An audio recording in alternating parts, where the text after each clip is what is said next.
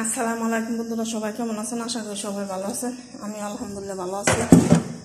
ঠিক আছে, এই তো ছাগলের গোশ সিদ্ধ করে লুছি। এখন কয় টুকরা গোশ, ইয়ার মধ্যে কয় পত্তা গোশ বলে। ঠিক আছে, আমি করলাম সুন্দর করে সিদ্ধ করে লই। তারপর আমি খাইতে না রে টমাটো, আলু আর মশলা লবণ সব দিয়ে লইছি। তারপরে পছন্দ ওজন মতন পানি দিয়ে বয়সি আমি বাস।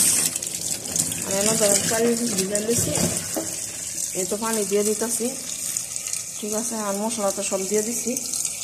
আর কোনো মশলা পানিটা দিয়ে জানলা ডিপ করে দিয়ে পরে ফের করি বাস।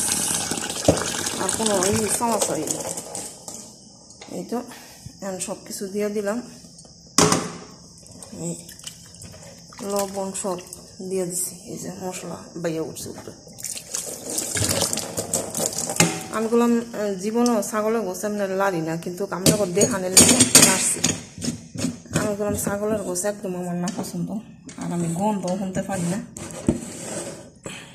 ঠিক আছে, এখানে এটাকে লাগাইয়া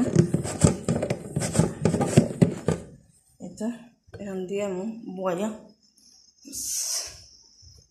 কেলে কয়দিন ধরে কিছু বয়াইতে গেলে খালি ফুইরা যায়।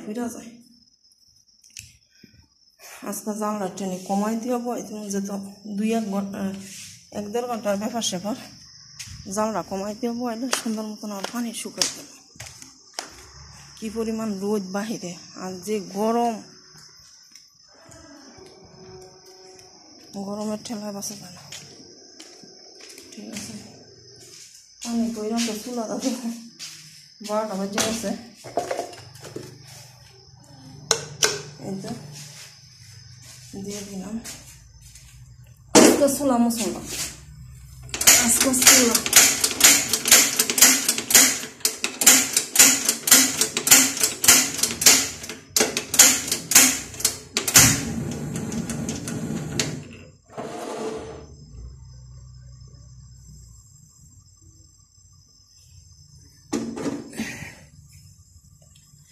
এই তো বয় দিয়ে গেলাম গা।